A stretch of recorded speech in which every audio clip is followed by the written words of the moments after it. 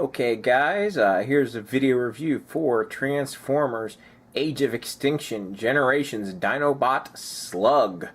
As you can see, we're just looking at the front of the package here. We got some pretty cool artwork of them there. We got them packaged in Dino mode, got a photo of them in robot mode there, Transformers logo. Here on the side we got nothing. On the back we've got a photo of them in both modes. We got a little bio about them. And then on the other side here, we've got, another piece of artwork, logo, and there you go. That's pretty much it for the packaging. I'm going to go ahead and get this guy out of the box, and we'll see what he's like. Okay, guys, here we have Slug out of the package, and he's in his Dino mode. And we'll just go ahead and start off a few size comparisons just for a little bit of fun. Here I have another transforming Triceratops. I'm going to be honest with you guys. I have no idea what the name of this character is. No clue what his name is. Obviously, he's an organic Triceratops in beast mode. His robot mode's really bad. It absolutely sucks. So I'm not going to bother showing that to you in the comparison with robot mode. It's just not worth it because this one looks terrible. But, obviously here, Slug is the much more mechanical looking Dinobot, and I think that works a lot better than the organic one. I mean, the organic one would probably fit in Beast Wars real well. But in the wider world, I definitely like the way the mechanical one looks a little bit better. So anyway, enough of that. Let's get him out of the way. And I'm going to fit him in next to Fall of Cybertron Grimlock there. And they go together pretty good. They would go together a lot better if Slug was in G1 colors. I know they just announced a San Diego Comic-Con exclusive set of these Age of Extinction Dinobots in G1 colors. I really wish they had those things at regular retail, but they're not going to do that. And I'm not willing to pay the price that it would cost to get them. So, unfortunately, this is the only version of this mold that I'm going to get. So, anyway, there he is with his good buddy Grimlock. And just for fun, here he is with another deluxe from the Age of Extinction line. There he is with Crosshairs. Yeah, I guess they go together fairly well. Anyway, let's talk about the Dino mode itself on this guy. It's pretty good. I do like the look of it. And to be honest, the Dino mode is pretty much the reason I bought the toy. I need to bolster my Dinobot forces a little bit, and I think this guy's going to be a good addition in Dino mode. He looks fairly cool. Like I said, just wish he was in G1 colors. That's my biggest complaint about his Dino mode. He does have some articulation in Dino mode. His mouth can open and close, which is pretty cool. Unfortunately, his head doesn't move. We've got articulation there at the knee, which I guess is probably the robot mode elbow. We got some top of the leg there. Same thing on the other side, obviously. His tail can, as part of the transformation, his, back part can go up and his tail can move up a little bit. And his rear legs can go forward and back slightly and in and out. And that's pretty much it in articulation. He's definitely not well articulated. And you can tell this mold was definitely designed more with robot mode in mind. His weapons can mount to him in Dino mode. You just stick them there in his sides. Of course, I've disturbed them by moving them around. Let's see. Oh, they go in on that side. Oh, he just fell out. It's the way these things always go. There we go. Got him there. Come on, baby.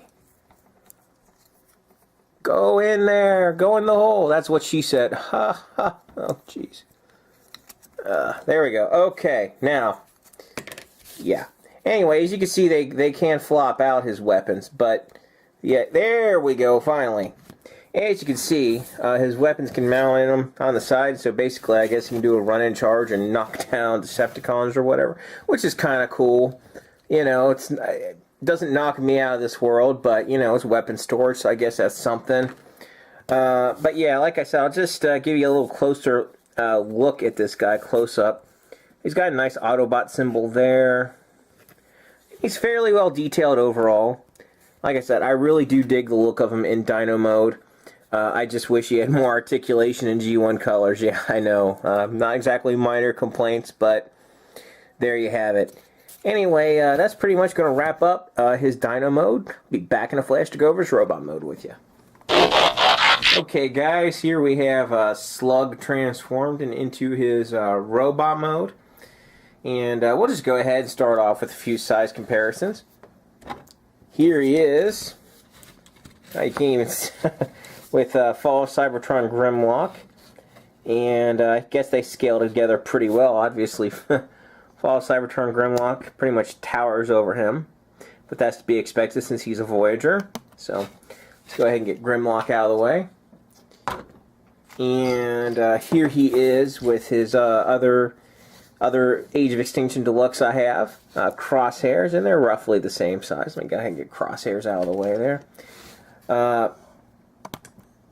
So anyway, onto the robot himself. He is not bad looking. I mean, looks, you know, pretty menacing. You know, but I don't know how much. I'm not gonna lie, guys. When it comes to Dinobots, I'm just a G1 guy.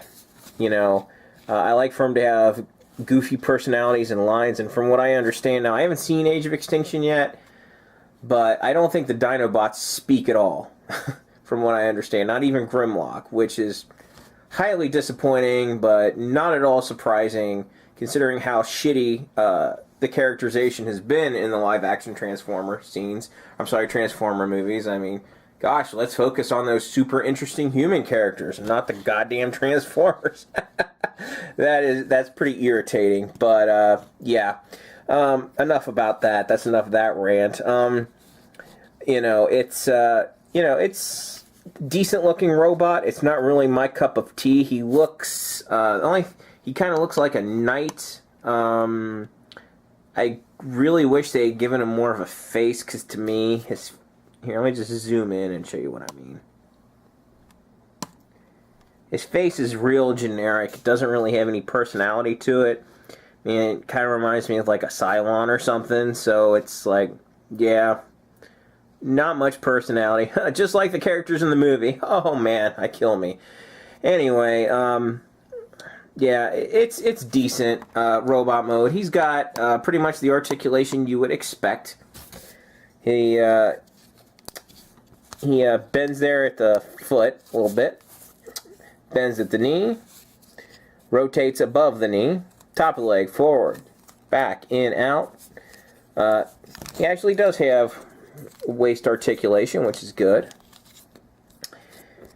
Shoulders, ball joints, but you're kind of limited due to the dino head. Bends at the elbow, rotates above the elbow. Doesn't have any wrist rotation, and his head has a range of motion there, so he's fairly posable.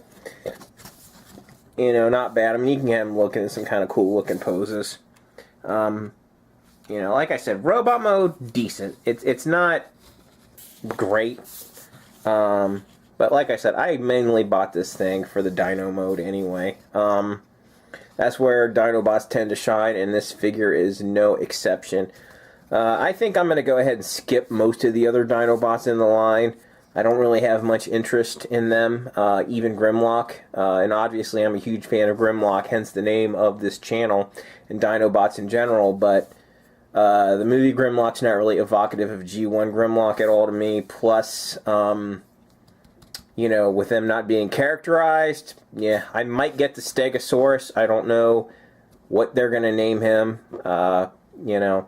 But obviously they changed Slug's name from Slag because Slag means something offensive to the UK, I believe it means like whore or slut or something. I'm not entirely sure, but what the slag, Hasbro? I guess they have to be culturally sensitive. So anyway, that's pretty much going to wrap this whole thing up. He's a decent figure and worth getting if you need to bolster your Dinobot forces. Thanks for watching, and I'll catch you next time.